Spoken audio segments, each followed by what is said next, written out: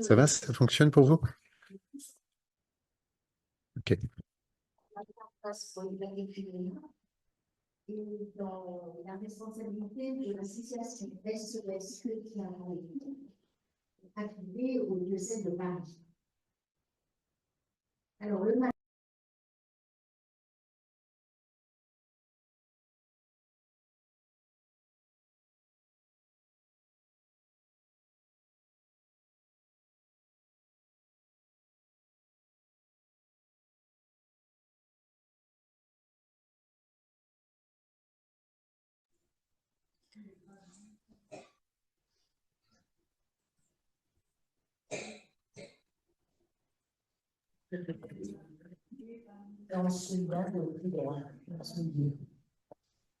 puis le matin, je fais une liste de ce qu'il y a à faire, des personnes à appeler. Et je remarque que lorsque j'oublie de prier juste avant, je me dis, oh là là, il est déjà 10 heures. Et si je me relie au Seigneur, eh bien, je me dis, chouette, il n'est que 9 heures.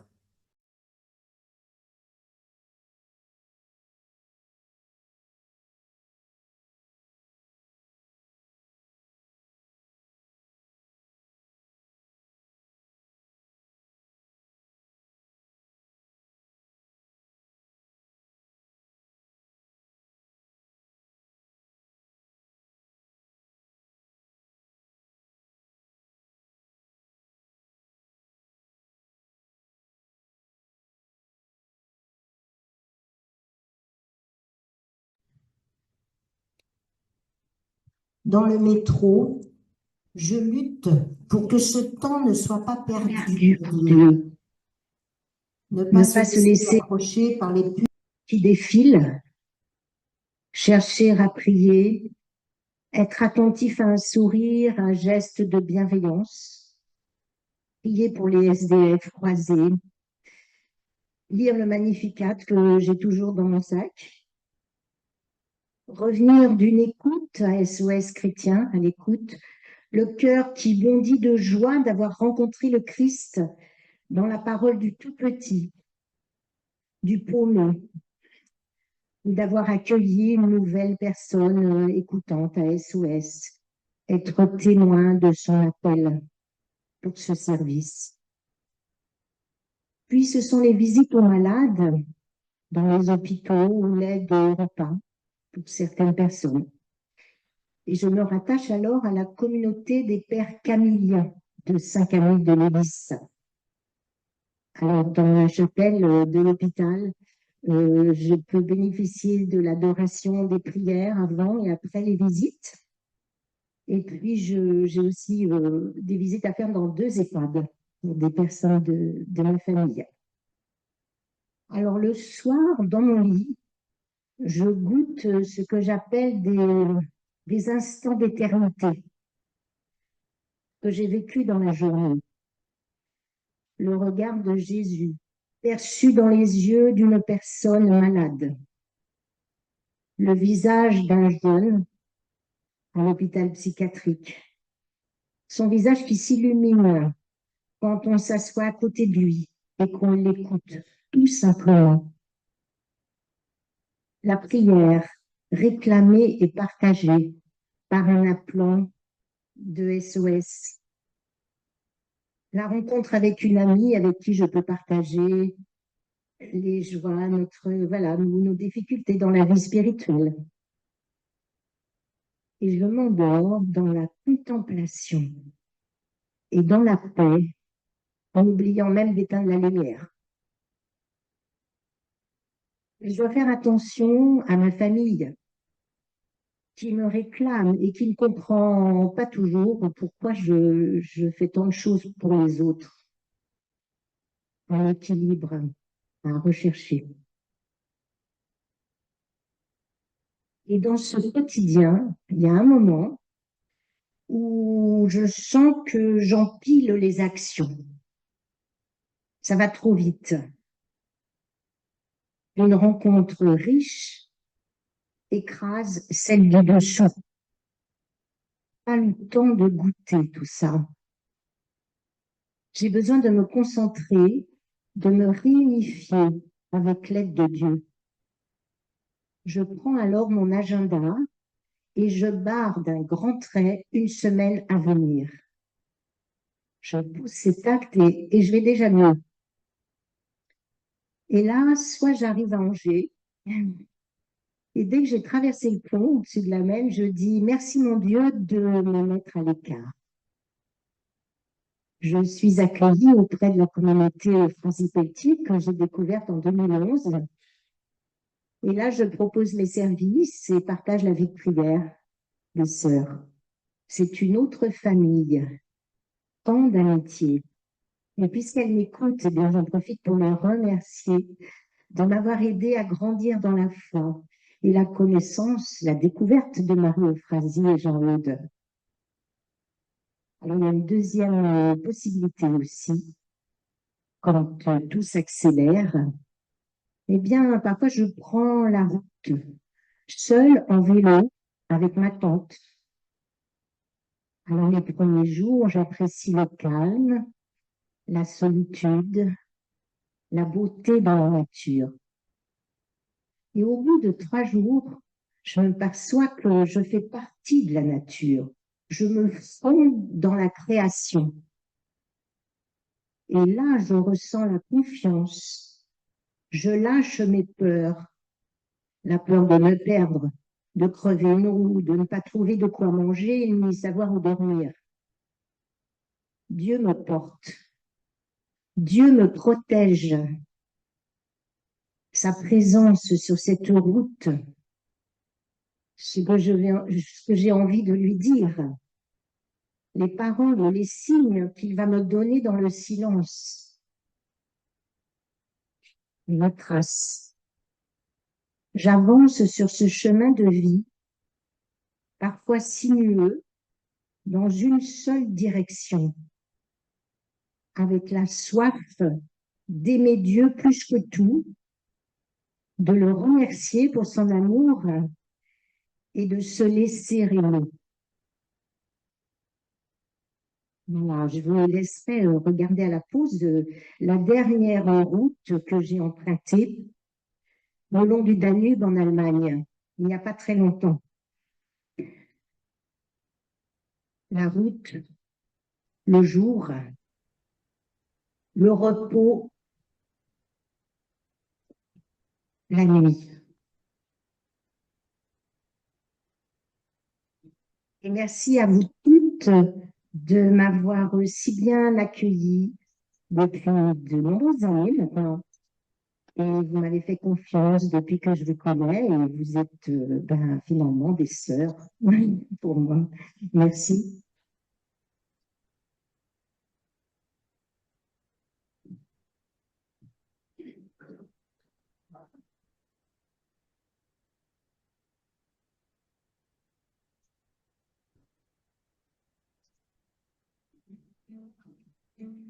Tes yeux me voient dès le matin et jusqu'au soir sans me quitter.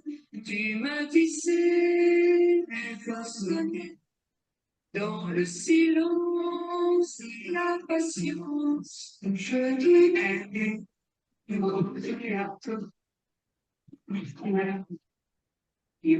je suis, c'est vrai ça.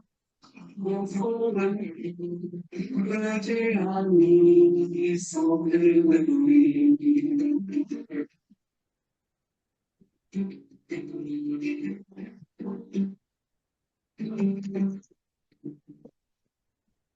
Tu me connais, oh mon Seigneur, dans mes pensées et dans mon cœur, sur mes épaules, tu mets ta main. Quand je me couche et quand je dors, je te bénis, mon Créateur. Oh la la, oh, je suis douce et très fort au fond de moi, que te camille sans pleine de nuit.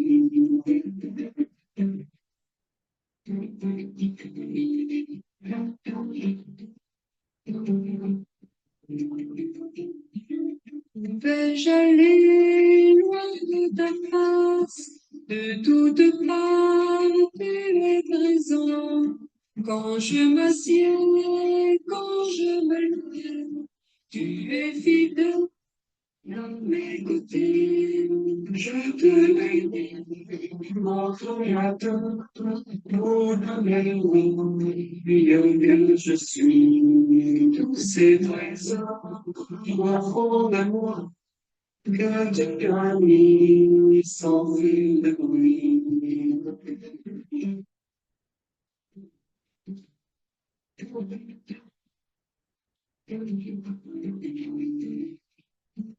Viens éternel, viens me guider sur ton chemin d'éternité. Dans mes combats, espoir, c'est toi qui as moi. Je te mon Créateur, pour le je suis. Tous ces trésors au fond de moi. Que tu as mis sans de bruit.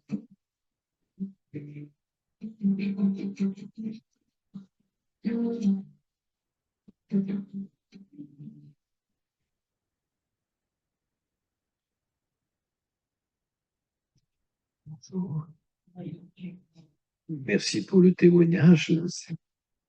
Alors évidemment, ça ne va pas tout à fait exactement comme introduction de ce que je vais faire parce que je vais plutôt parler de la communauté. Il y a un lien, enfin, oui, il y a un lien. Mais j'ai quelques questions, je vais répondre aux questions d'abord. Mon Père, Jésus nous a dit que Dieu était notre Père à tous. Bien que conscient de notre petitesse, peut-on en même temps être fier d'être enfant de Dieu, enfant de Dieu? On n'entend pas beaucoup, voire pas du tout parler de ces sentiments de fierté. Est-ce de l'orgueil? C'est une bonne question. Saint Paul a un mot en grec pour parler de la fierté, c'est kaokésis. Et quand les traducteurs se trouvent devant ce mot, eh bien, ils ont deux traductions. Quand Paul dit qu'il est fier du Christ, quand Saint Paul dit qu'il a plein de kaokésis pour le Christ, ils traduisent qu'il est fier du Christ. Et quand Saint Paul dit que les païens sont orgueilleux, eh bien, il traduit kaokésis, orgueil. Mais c'est le même mot. C'est le même mot qui est traduit quand on est positif par fierté, et probablement ça dénote quelque chose de notre propre ambiguïté. Il faut être fier, il faut être fier, et nous sommes fiers d'être les fils et les filles de Dieu. Et en même temps, cette fierté, elle peut très facilement se tourner en orgueil. Ça a été le péché, au fond, d'un certain Israël, et c'est le péché de tous les gens qui se sont appelés. C'est leur tentation. On a été choisis, qu'est-ce qu'on est bien? Ben non, c'est pas nous qui sommes bien. Voilà. C'est Dieu qui nous a choisis. Alors, je ne sais pas répondre à la question, je vous dis simplement, il y a une ambiguïté, elle est réelle, et elle nous menace tous, me semble-t-il. Elle nous menace parce que quelquefois, nous ne sommes pas assez fiers. Et puis, elle nous menace parce que quelquefois, on en est trop. On va vraiment comprendre cette phrase de Saint-Augustin, aime et fais ce que tu veux. Et c'est-à-dire que tout attrait, tout amour soit justifié.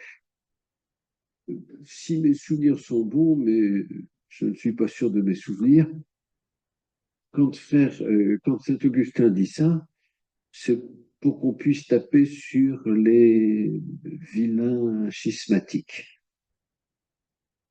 Tu les aimes, et puis ben, après, tu peux y aller. Alors, c'est pas tout à fait la même chose, ça n'a pas du tout trait au sentiment ou à l'attrait sexuel non, c'est tout à fait un autre contexte. Alors, cela dit, c'est une très belle phrase, à condition d'aimer vraiment. Et Saint Augustin, comme pratiquement tous les pères de l'Église et la Bible, ne mettent beaucoup moins de sensualité dans le mot aime que nous en mettons aujourd'hui. Pour eux, l'amour, c'est d'abord un don de soi. Un don de soi. Du reste, quand il y a marqué aime tes ennemis, on ne vous demande pas d'aller les embrasser sur la bouche. Hein.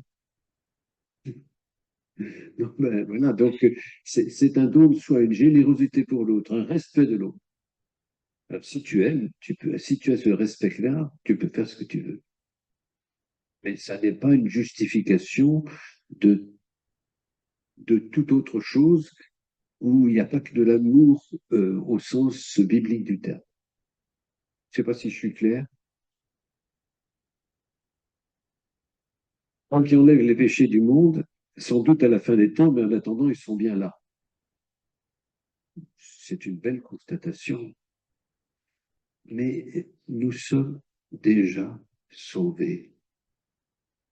C'est la foi qui sauve. Luther disait ça, Saint Jean le dit à sa manière. Dieu est un juste juge, non pas parce qu'il punit les méchants et récompense les bons, mais parce qu'il rend bons les méchants.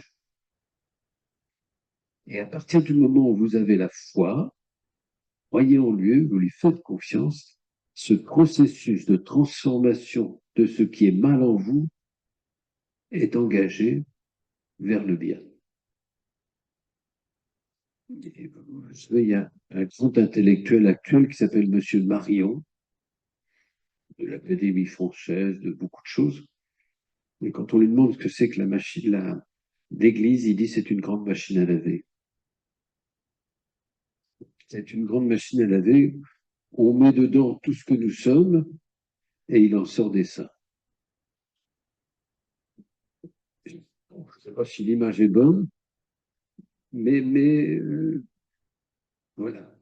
Alors le problème, c'est la vraie question, c'est d'avoir confiance. D'avoir confiance en celui qui nous sauve. On vient du cœur, bien sûr, on ne peut pas faire autrement. Mais quand même, quand Jérémie annonce la nouvelle alliance, il annonce un cœur nouveau. Et il dit, ben celui-là, on n'aura plus besoin de lui apprendre la loi, ça sera de l'intérieur. Ce cœur nouveau, c'est celui du Christ, parce que pas encore le nôtre. Mais Jean-Hugues nous répète que ce cœur, il nous est donné et qu'il faut avoir confiance. Je ne réponds pas à la question, je vous invite simplement à vous donner à ce cœur. Et au fond, le sacrement de réconciliation est très important. C'est là où on entend, alors qu'on n'arrive pas à le croire, que Dieu nous aime tel que nous sommes.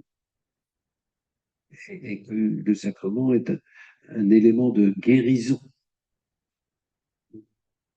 Mais le vrai sacrement de réconciliation, c'est l'Eucharistie. Où le Christ vient faire corps avec nous si nous croyons en lui. Donc ça suffit. S'accepter pour s'aimer, très bien. Comment peut-on amener quelqu'un de s'accepter, de s'aimer? On en est tous là. Et quand vous avez, je peux vous lire, j'ai quelques dépressifs qui m'écrivent. Je suis un raté, j'ai toujours été un raté, j'ai raté tout ce que j'ai pu faire. Si vous avez la recette, donnez-la moi. La seule recette que j'ai et qui ne marche pas bien, en tout cas, c'est de montrer de l'estime. C'est de dire, mais pour moi, tu es quelqu'un que j'apprécie. Mais en même temps, quand vous lui dites ça, il dit, oui, mais tu dis ça pour me faire plaisir. Parce que moi, je suis un raté. Donc, il faut vivre comme si, mais essayer, je me dis de temps en temps devant ce garçon, ce garçon, il a 55 ans. Mais enfin, je me dis, mais comment pourrais-je être la tendresse du Christ pour lui? Parce que le Christ l'estime, mais lui ne s'estime pas. Je ne sais pas faire. Alors, je veux vous donner des conseils, mais je ne sais pas les faire. vivre perpétuellement dans la présence de Dieu. Maître Eckhart dit que personne ne peut vivre tout le temps en présence de Dieu. Je suis assez d'accord avec lui. C'est bien d'être d'accord avec Maître Eckhart. Je félicite la personne. Je serais assez tenté par expérience de dire que Maître Eckhart a raison. Cela dit, Marie-Euphrasie est imbibée de Dieu. Cela dit, Saint Jean-Eudes a l'air de dire qu'il peut même plaisanter avec quelqu'un et puis être en présence de Dieu. Je veux dire que de toute façon, le problème n'est pas tout à fait là. Le problème, c'est de savoir qu'il est toujours présent. Que nous ne soyons pas présents, ça me semble assez fréquent en tout cas. Mais que lui soit toujours présent, ça c'est certain. Et quand on parle de présence réelle, je suis, enfin, je crois ce qu'il faut croire, hein, c'est pas le problème. Mais je suis un peu énervé parce que cette présence réelle, elle est, par exemple, quand 2 ou 3 sont réunis en mon nom, je suis là. Il y a une présence réelle. Quand je suis avec vous jusqu'à la fin du monde, il y a une présence réelle. Lui est présent. Moi, j'essaie de l'être. C'est pas tout à fait la même chose. Et je vous conseille d'essayer de l'être, mais je suis certain que certains d'entre vous sont beaucoup plus en présence de Dieu que moi, je le suis. Donc, vivre, il faut essayer de vivre le plus possible. Tout à l'heure, j'entendais le témoignage et je me disais, ben, moi, de temps en temps, dans la voiture, j'aime bien écouter de la musique, ben, du jazz ou des choses comme ça. Bon, ben, bon. Je me disais, j'admirais ce que j'entendais, mais je ne vis pas de la même manière. Voilà, pour les questions, ben, voilà, c'est comme ça, c'est très bien. Je ne sais pas s'il y a d'autres questions. Il ne faut pas avoir des questions sur le cœur. J'aimerais vous parler de la vie commune. Et là, vous êtes beaucoup plus compétente que moi. Je ne sais pas si vous avez suivi ce qui s'est passé dans le synode.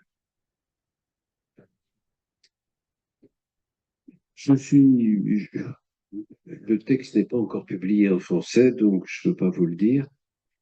Mais il me semble que, je dis ça un peu en introduction et je prendrai mon propos après, il me semble que le synode, comme Saint Jean-Eudes et comme Marie-Euphrasie Pelletier, pense que nous ne pouvons pas vivre en commun, ensemble, sans d'abord contempler la Trinité. La Trinité, c'est la source de toute vie commune. Elle est une, avec 3 personnes différentes. Et j'allais dire que ça peut nous déconcerter parce que on se dit oui, en Dieu, ça doit être facile. Enfin, d'accord, mais c'est vrai. Mais quand même, notre identité communautaire repose sur la Trinité. Vous savez, je le redirai, mais Saint Jean-Eudes et Marie-Euphrasie Pelletier, leur première vertu, c'est la vertu de religion. Pour tout, on commence par regarder Dieu. Et c'est lui le modèle, la source. Donc là, on regarde Dieu et on s'aperçoit que Dieu vit une vie commune dans l'unité. Et il nous est donné son esprit à notre baptême. Et le synode, je crois vraiment, a insisté beaucoup sur le baptême. La démarche synodale part du fait que tout le monde a le même baptême, le même esprit, dans la différence. Et que ce baptême nous invite à une vie communautaire inspirée, donnée avec la force de l'amour de la Trinité, alors que nous sommes différents, que nous avons des cultures différentes, des histoires différentes. Et l'unité n'est pas celle de la tour de Babel, où chacun parle le même langage et où on construit à coups de trick la hauteur de quelque chose. c'est l'unité dans la différence. Et cette unité dans la différence, pour le synode et pour nos fondateurs, elle se vit, alors elle est au fond une image de la synodalité à laquelle le pape François II, elle se vit dans l'Eucharistie. L'Eucharistie, nous sommes tous membres d'un même corps. Vous connaissez tous l'image du corps pour saint Paul. Tout le monde n'est pas les yeux, tout le monde n'est pas les pieds, tout le monde n'est pas, heureusement pour moi d'ailleurs, et tout le monde, voilà, chacun a sa place. Et peut-être que si on continue cet esprit, cette place dans le corps du Christ, nous pourrions regarder l'esprit en Marie et au fond, peut-être que notre mission à nous, c'est de prolonger la sollicitude de Marie pour nous. Voilà, c'était mon introduction. Comme on m'a un petit peu dit que je parlais trop vite, comme ça je répéterai 2 fois les mêmes choses, comme ça j'irai moins vite. Donc, mon propos, c'était de commencer sur la vie commune par une lecture, celle de Colossiens 3, 12, 17. Je vais lire le texte et puis je reprendrai verset par verset, si vous le voulez bien. Puisque vous avez été choisis par Dieu, que vous êtes sanctifiés, je reviens à ce que je disais tout à l'heure, vous êtes en train de devenir des saints, vous êtes sanctifiés, aimés par lui. Revêtez-vous de tendresse et de compassion, de bonté, d'humilité, de douceur et de patience. Supportez-vous les uns les autres. Pardonnez-vous mutuellement si vous avez des reproches à vous faire. Le Seigneur vous a pardonné. Faites de même. Par-dessus tout cela, ayez l'amour qui est le lien le plus parfait, et que dans vos cœurs règne la paix du Christ à laquelle vous avez été appelés, vous qui formez un seul corps. Vivez dans l'action de grâce. Et la parole du Christ habite en vous dans toute sa richesse.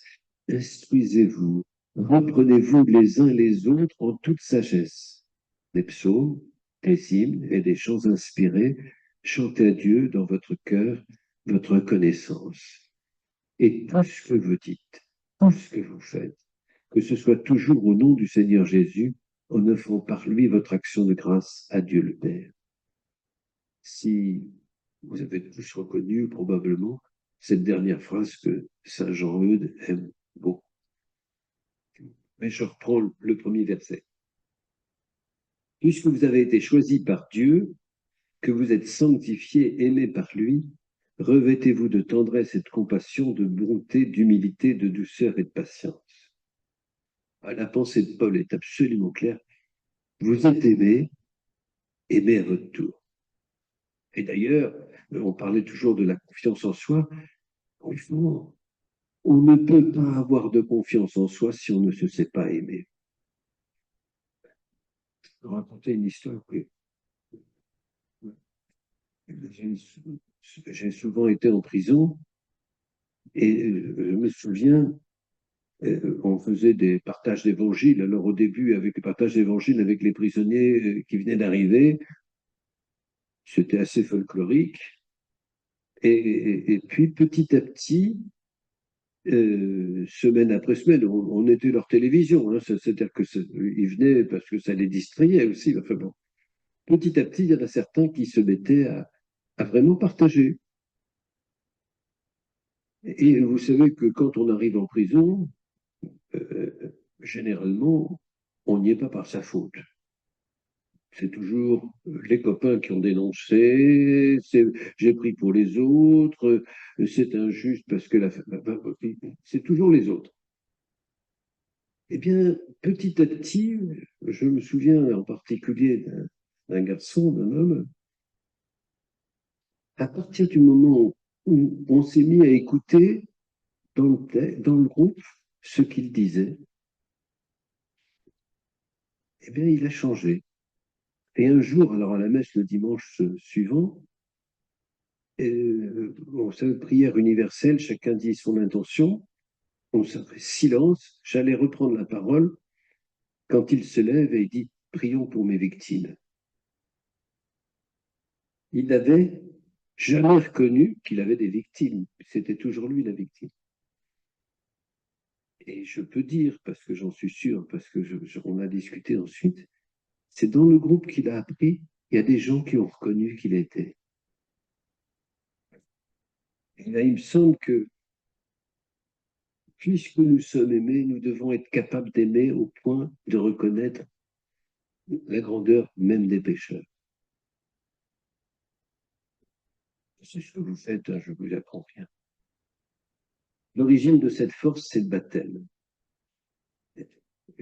Paul vient rappeler que le baptisé, il a revêtu l'homme nouveau pour se conformer à l'image de son Créateur.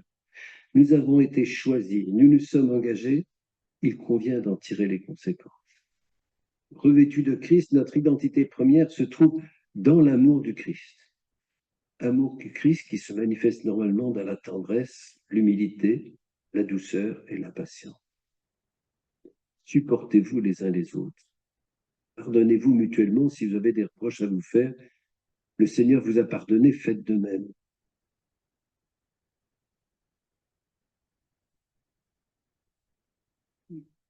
C'est facile de dire qu'il faut s'aimer. C'est moins facile à faire. Et Paul indique, me semble-t-il, un chemin qui peut conduire à l'amour vrai. D'abord se supporter les uns les autres, pas s'énerver. C'est déjà pas mal. Éviter les reproches, savoir se pardonner.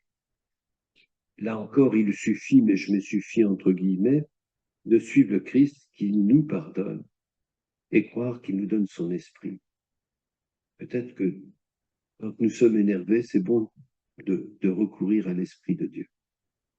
Dessus tout cela, ayez l'amour qui est le lien le plus parfait. La perfection n'est pas donnée par le respect de la loi, ni par la régularité, ni par la bonne humeur, ni par les plaisanteries, mais par l'amour. Il est clair que le mot amour, pour Paul, est plus une manière de se comporter avec tendresse, pardon, générosité qu'un sentiment.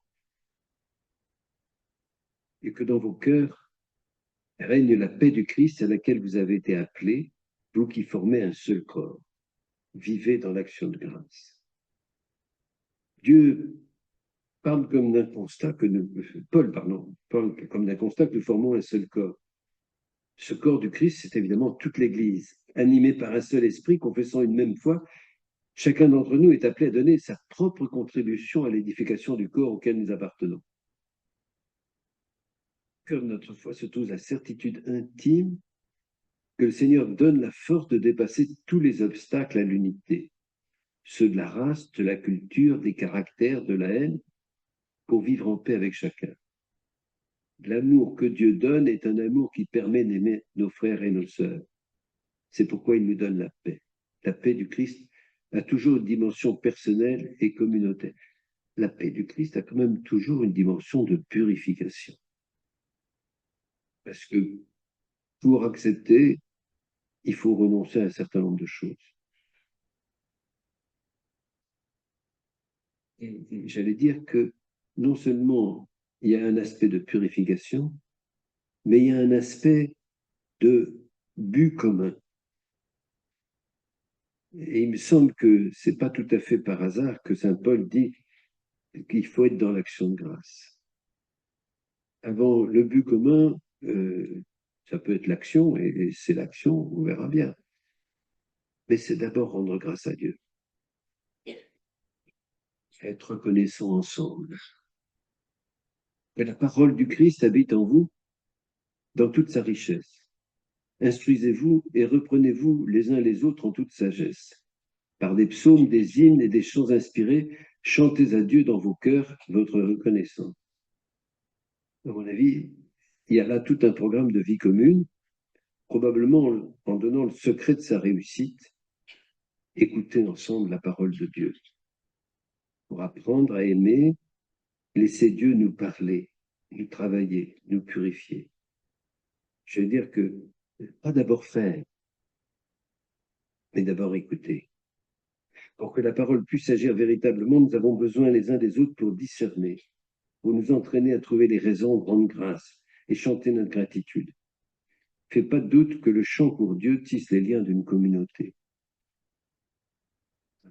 Je veux dire, si on savait, moi je chante faux, donc je le dis avec un peu de tristesse, mais si on savait chanter tous ensemble, hein, le synode prend l'Église en disant c'est comme un grand orchestre avec une symphonie, chacun doit chanter, se mettre, s'accorder mais ensemble, mais chacun avec sa sonorité différente.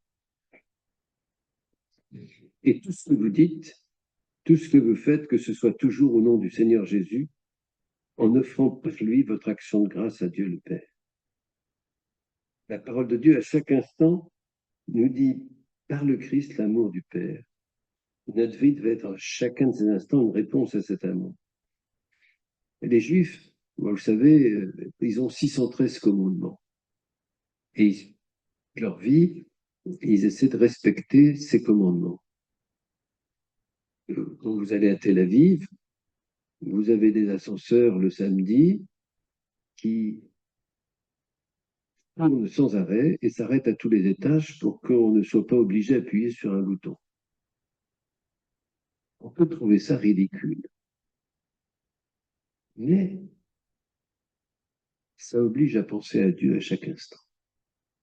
Nous, on ne respecte pas la loi, mais en principe, ça devrait être l'amour qui nous inspire à chaque instant. Et je ne suis pas sûr que les chrétiens pensent aussi souvent à l'amour que les juifs sont obligés par la loi de penser à Dieu. On dit que l'amour est mieux que la loi. N'empêche que ça m'arrive de prendre l'ascenseur sans penser au bon Dieu. Donc, à chaque instant, Dieu veut nous parler. Quelques réflexions sur la communauté.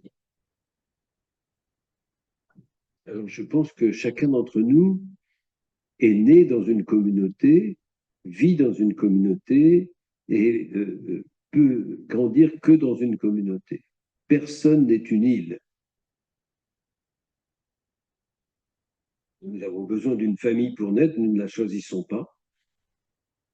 Nous avons besoin d'un milieu, d'une cité pour grandir, nous ne choisissons pas.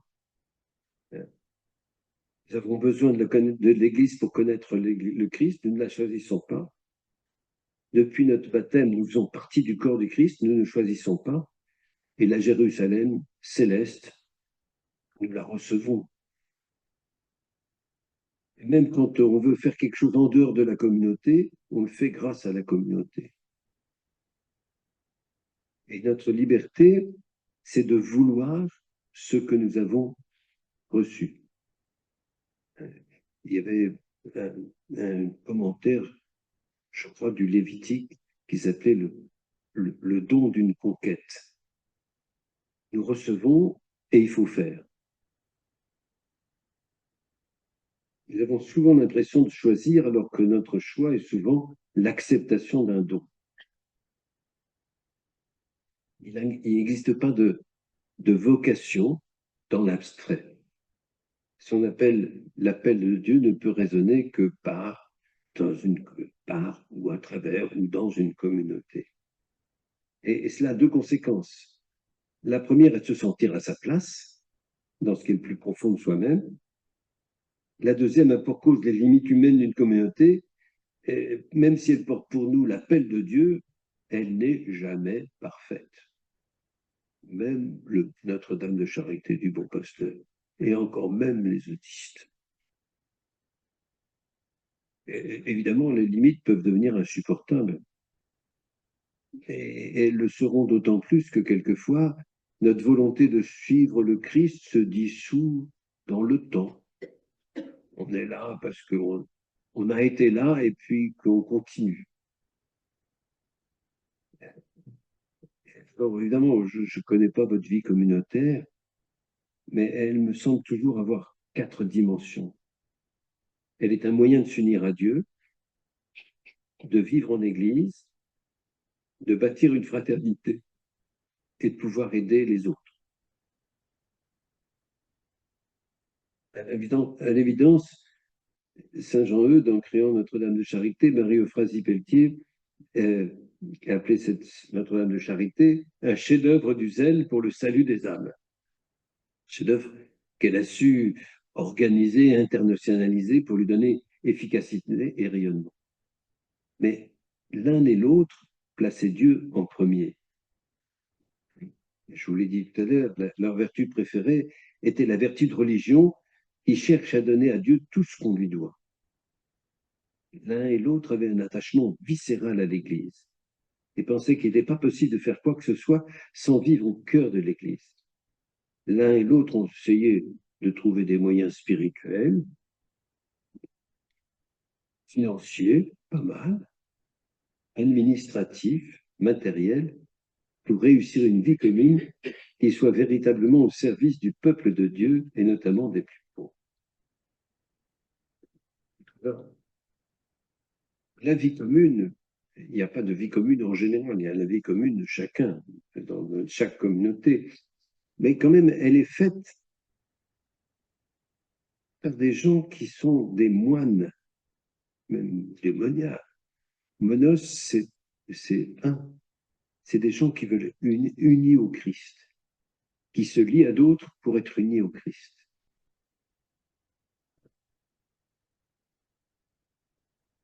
Donc, vous êtes ressuscité avec le Christ, recherchez les réalités d'en haut. C'est là que qu'est le Christ assis à la droite de Dieu. Pensez aux réalités d'en haut, non à celles de la terre. En effet, vous êtes passé par la mort et votre vie reste cachée avec le Christ en Dieu. Alors, nos communautés, elles sont caractérisées par le célibat, par la prière en vue du royaume. Et quand Saint Paul dit, vous êtes passé par la mort et votre vie reste cachée avec le Christ. Le mot qui est derrière le mot caché, c'est le mot qui a donné en français décrypter. C'est une vie qu'il faut déchiffrer, dont il faut chercher le sens profond. Et que l'Évangile aide à comprendre quand 2 ou 3 sont réunis en mon nom, je suis au milieu d'eux. C'est pour être avec le Christ que nous sommes ensemble. Il faut décrypter ça. On ne vit pas en communauté simplement pour que ça soit plus commode. C'est pour être avec le Christ. Nous sommes aimés par Dieu et l'amour du prochain dans la vie commune est une des manières de le reconnaître. Alors je vais vous lire un texte de Lumen Gentium, parce qu'il faut avoir quand même l'air d'avoir lu le Concile. Appelés par Dieu, non au titre de leurs œuvres, mais au titre de son dessein gratuit, justifiés en Jésus notre Seigneur, les disciples du Christ sont véritablement devenus par le baptême de la foi, fils de Dieu, participants de la nature divine, et par là même réellement saints. Il n'y a pas que moi qui le dis. Hein. Cette sanctification qu'ils ont reçue, il leur faut donc, avec la grâce de Dieu, la conserver et l'achever par leur vie. Il est donc bien évident pour tous que l'appel à la plénitude de la vie chrétienne et à la perfection de la charité s'adresse à tous ceux qui croient au Christ, quel que soit leur état ou leur forme de vie. Dans la société terrestre elle-même, cette sainteté contribue à promouvoir plus l'humanité dans des conditions d'existence fidèles. Les fidèles doivent donc s'appliquer de toute leur force, dans la mesure du don du Christ, à obtenir cette perfection, afin que, marchant sur ses traces et se conformant à son image, accomplissant toute la volonté du Père, ils soient avec toute leur âme voués à la gloire de Dieu et au service du prochain. C'est vrai pour tous. Il faut tous rappeler qu'on n'est pas différent des autres. Mais nous le vivons en voulant essayer d'aimer encore plus le Christ ou avoir un moyen d'aimer le Christ, c'est-à-dire la vie commune. Et donc, le Concile il a dit, vous savez, le Concile définit l'Église, l'article 1 et puis l'article 8 de Lumen Gentium, comme un moyen d'opérer l'union intime avec Dieu et l'unité de tout genre humain. Ben, notre communauté, c'est un début un début de l'unité avec Dieu et de l'unité du genre humain, et c'est un moyen de l'opérer. Alors, le Concile ajoute, les conseils évangéliques de chasteté vouée à Dieu, de pauvreté et d'obéissance, étant fondés sur les paroles et les exemples du Seigneur, ayant la recommandation des apôtres, des pères et des docteurs et pasteurs de l'Église, constituent un don divin que l'Église a reçu de son Seigneur et que par sa grâce elle conserve toujours. L'autorité de l'Église, sous la conduite de l'Esprit Saint, a veillé elle-même à en fixer la doctrine et à en régler la pratique en instituant même des formes de vie stables sur la base de ses conseils. Comme un arbre qui se ramifie de façon admirable et multiplie dans le champ du Seigneur à partir d'un germe semé par Dieu, naquirent et se développèrent ainsi des formes variées de vie solitaire ou commune, des familles diverses dont le capital spirituel profite à la fois aux membres de ces familles et au bien du corps tout entier.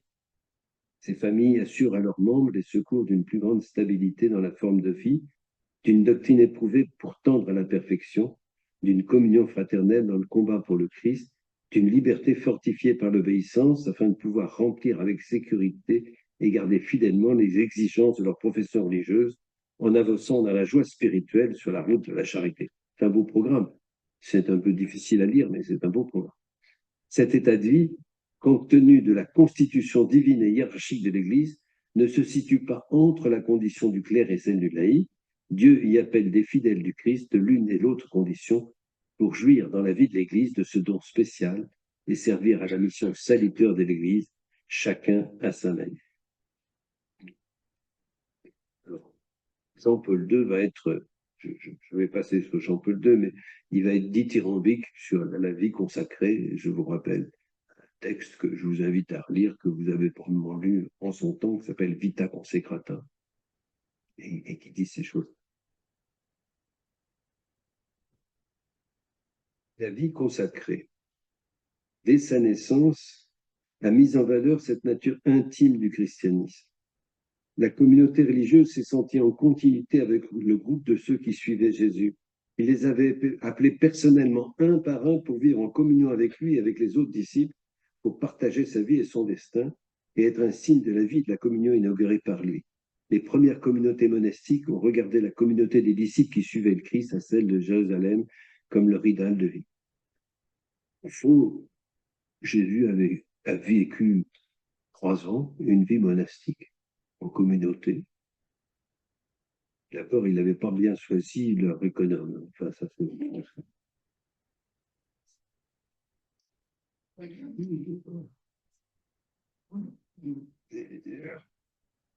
La fraternité est un don de Dieu.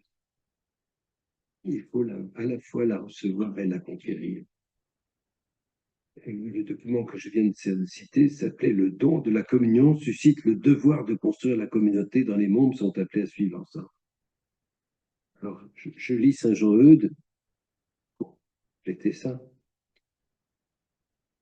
Dans la communauté, n'avoir point d'yeux pour voir les fautes du prochain, ni d'oreilles pour en entendre mal parler, ni de bouche pour l'accuser, ni d'entendement pour le juger, ni de volonté pour s'en souvenir, mais un cœur miséricordieux pour en avoir compassion, une langue charitable pour l'excuser, et un esprit patient pour le supporter. Tels sont les effets de la véritable charité que les filles de Notre-Dame de Charité souvent, soigneusement, pratiquent. Ne les invite pas à les pratiquer, il reconnaît qu'elles les pratiquent. C'est bien, hein?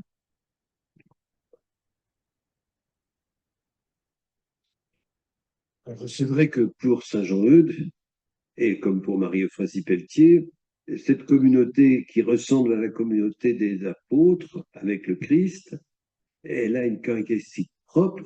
Bien sûr, elle doit être d'abord vouée à Dieu, vouée à la louange de Dieu, mais elle a une caractéristique propre qui est marquée par le zèle du salut des âmes, le 4e vœu. Et il me semble que c'est évidemment essentiel. Chaque vocation a une grâce particulière que notre Seigneur donne aux âmes qu'il appelle. Or, la grâce particulière de notre vocation, les chères filles, c'est le sel du salut des âmes. Et cette Sainte Marie Euphrase Pelletier, elle est intarissable sur le 4e vœu. Je ne vais pas vous citer tout ce que j'ai vu, parce que on y sera encore demain matin, et puis vous le savez par cœur.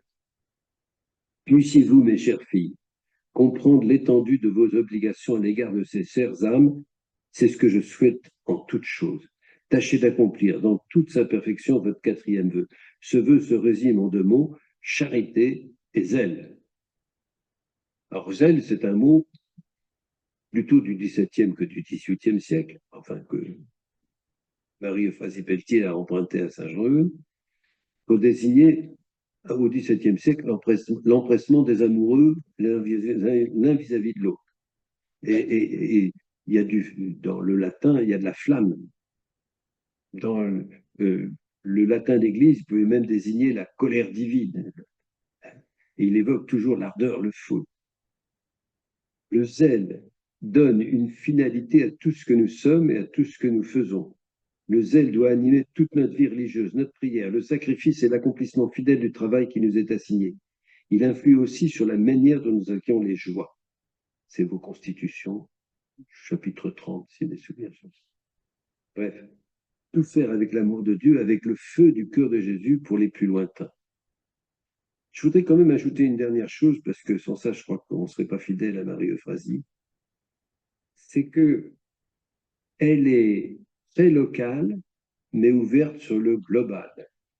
L'internationalisation, c'est-à-dire qu'on ne peut pas penser à la communauté, votre communauté, sans penser, c'est pas que des communautés particulières, c'est une communauté particulière ouverte sur l'universalité de l'Église.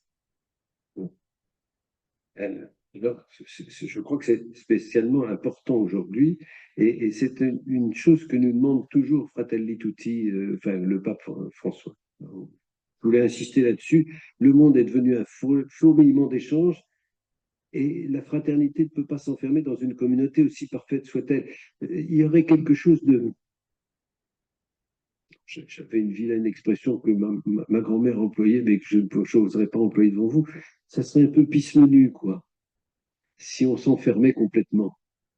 Alors, même Notre-Dame de Charité s'est ouverte beaucoup du monde qui n'était pas ecclésiastique, parce qu'elle allait rencontrer les filles là où elles étaient, les femmes où elles étaient.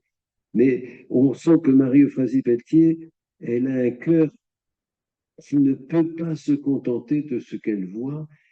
Elle sait qu'il y a des choses qu'elle ne voit pas, mais qu'il faut s'ouvrir. Et ça, je lis un peu Fratelli Tutti, 142, 143 si vous voulez. Il faut considérer ce qui est global, qui nous préserve de l'esprit clocher. Lorsque la maison n'est plus un foyer, mais une prison, un cachot, ce qui est global nous sauve parce qu'il est comme la cause finale qui nous conduit vers la plénitude. En même temps, il faut prendre avec soin en compte ce qui est local, parce qu'il y a quelque chose que ne possède pas ce qui est global, le fait d'être levure, d'enrichir, de mettre au monde des mécanismes de subsidiarité. Par conséquent, la fraternité universelle et l'amitié sociale constituent partout deux pôles inséparables et coessentiels.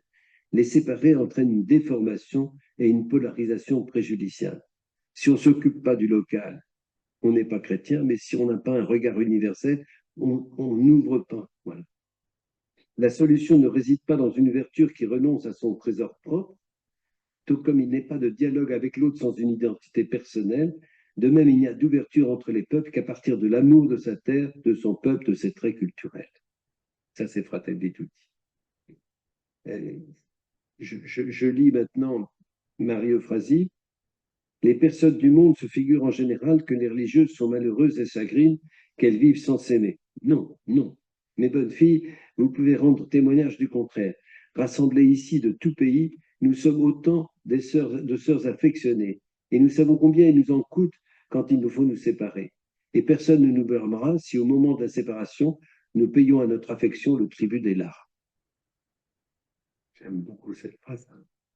Quant à moi, je ne veux plus qu'on dise que je suis française, italienne, anglaise, allemande, américaine, africaine, indienne. Je suis de tous les pays où il y a des âmes à sauver.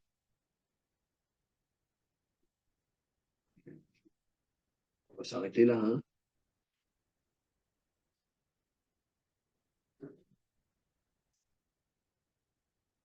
J'ai quelques questions à vous poser.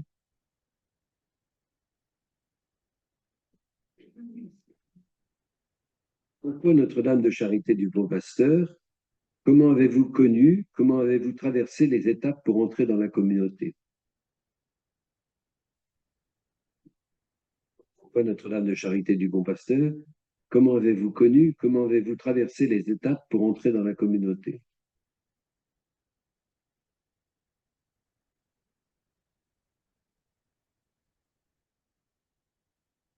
Vous?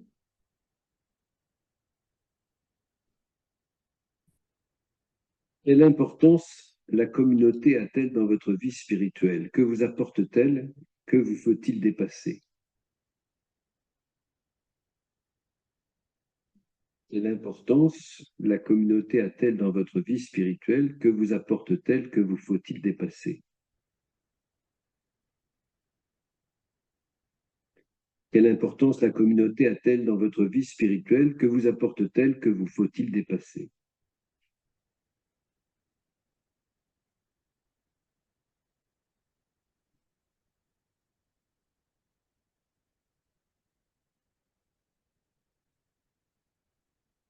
Trois. Comment vous-même aujourd'hui vivez-vous le zèle pour le salut des âmes?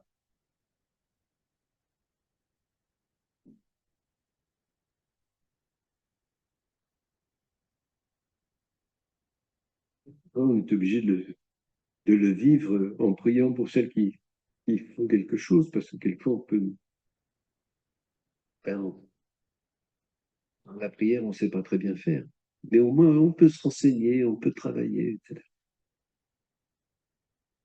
Ça, est-ce important à vos yeux d'être une communauté internationale? Pourquoi? Est-ce important à vos yeux d'être une communauté internationale? Pourquoi?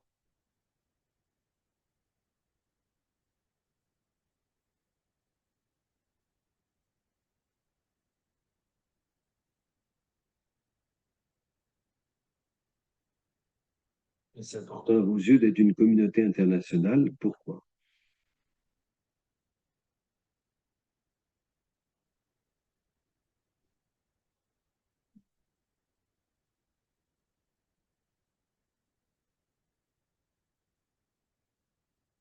C'est important à vos yeux d'être une communauté internationale? Pourquoi?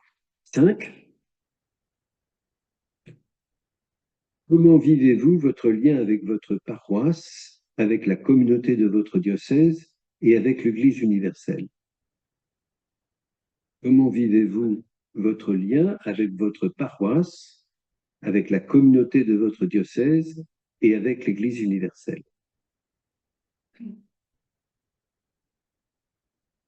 Comment vivez-vous votre lien avec votre paroisse, la communauté de votre diocèse et avec l'Église universelle?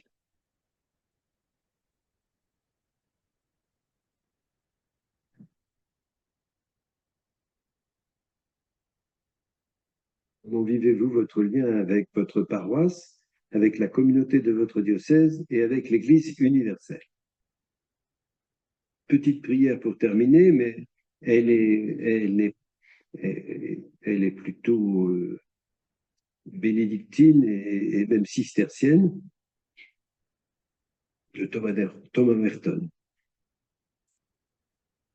Ô Dieu, en nous acceptant les uns les autres de tout cœur, entièrement, pleinement, nous t'acceptons et nous te remercions et nous t'adorons et nous t'aimons de tout notre être, parce que notre être est d'être dans ton être, notre esprit est enraciné dans ton esprit. Remplis-nous d'amour et que l'amour nous unisse tous ensemble.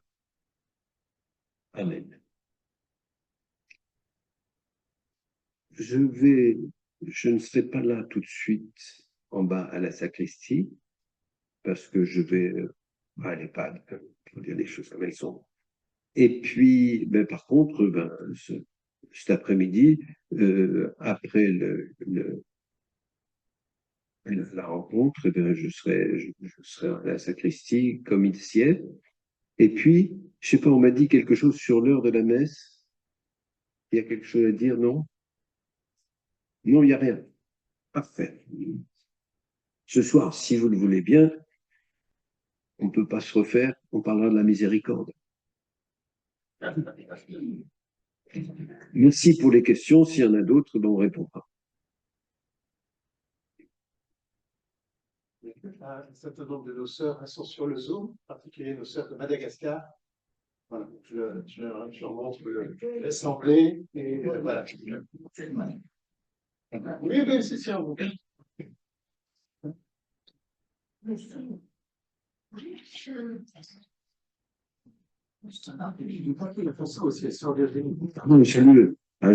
je salue vraiment les sœurs de Madagascar et du Burkina parce que c'est deux pays que j'aime. Aussi, il y en a d'autres que j'aime. Vous savez, c'est comme le gaz, ça peut avoir le cœur rempli de plusieurs.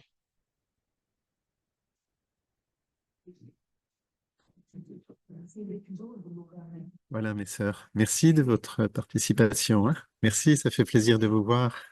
Voilà, soyez bénis. Dans le chat, hein, si vous allez voir le chat, il y a les notes que j'ai prises. Donc vous pouvez les prendre. Et puis, il y a aussi les questions que Monseigneur Dubost nous a posées, hein. Voilà. Soyez bénis. Merci. À plus tard.